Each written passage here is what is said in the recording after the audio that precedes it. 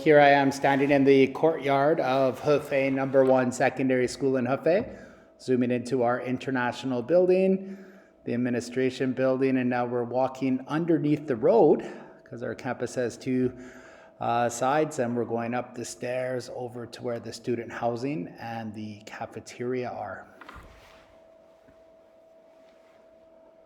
So up on the other side, and we'll zoom in on one of the 4, I believe, if not 5 dormitories. These are tall student buildings where the students sleep. The brick building to the right was another international program, and this is the cafeteria. You can see that there is quite a bit of seating. There are some 7,000 students at the school, and this is one of 3 floors of cafeteria services. One of the things that actually Hefei #1 is famous for is its good food. These are private vendors that come in, have a relationship with the school, and offer a variety of different foods. There's some pretty good stuff in there. The students don't seem to mind it, and they eat it all the time. So crossing back over to the other side, you can see that we have quite a beautiful campus, a lot of really nice manicured shrubs and trees, and now we are approaching the large field area where we can hold large events. We have our flag ceremony here, fire drills, huge stadium area, basketball courts.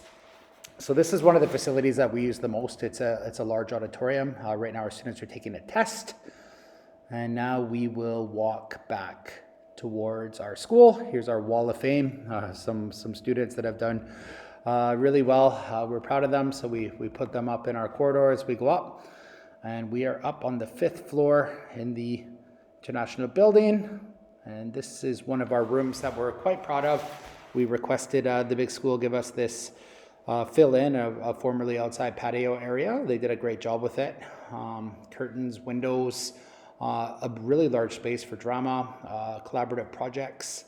And we have actually ordered and been approved, but have yet to receive, but we're expecting it soon, some flexible furniture that will be able to be put into individual use for assessments and the like, and then also fold together into tables that are heat and air conditioning.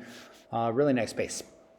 So you come into our lobby, we've got some information about our clubs, things like that. Some information about Canadian universities as you come in. This is the International Director's Office on the right. We've got a TV to give us information about upcoming events. Of course, our logos and our flags and our wall of fame of former graduates and our house system information, something we've started this year. And yeah, so that's what our school looks like as you walk in, and then you'll walk down a single hallway. Classrooms all have glass, which we like, student lockers. This is what we call our counseling room. So university materials are in here when students are deciding which way they'd like to go in their careers classes, as well as with our dedicated counselor. We will help direct them to making a good choice using some resources in here. And as we walk down the hall on the right, this is the administrator's office. This is where I sit, as well as my assistant and the Chinese manager, Miss Mary Shu. And yeah, we've got some nice space in there. It's a nice little meeting area for when parents and visitors do come. Then moving along, we have a series of teacher offices, and we like to share our offices between our BC and Chinese homeroom staff to foster collaboration. This is the library. It's a smaller library, but we have been adding to it each year. We have a committee this year that's fundraising to get some more resources in here. We also have some electronic resources that we've added.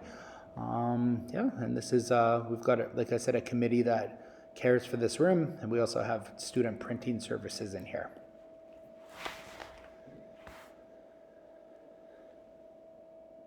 And it's also, you can see that the furniture is flexible in here as well, so teachers do bring classes here to use it as another flexible space as well. There's some more teachers' offices. Once again, mixture of BC and Chinese homeroom teachers. And there are in total 5 offices, and then we move towards our 10 classrooms. This is an overflow room. You can see some remnants of past hands-on projects up there, some lockers in there.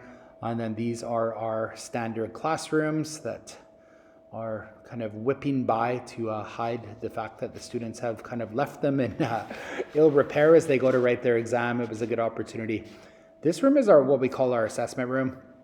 It holds 80 to 90 students, traditional rows or in tables. We can do a whole class assessment in there. So these are 10 classrooms.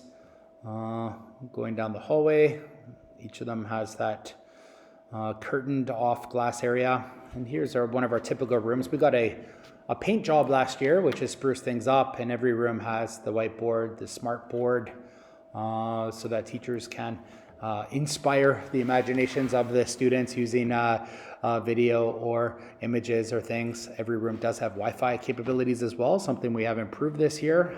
That's been the best that it's been since I've been at the school. So that's your typical classroom. Walking down to the end of the hall, something that we are proud of actually is taking the core competency, social responsibility, and asking students to consider what they do with their garbage. So we do have a garbage sorting system, mostly to help our cleaner so she doesn't have a big mess with it, but also to teach that responsibility. And there's our staff and our logo, and that's all for now.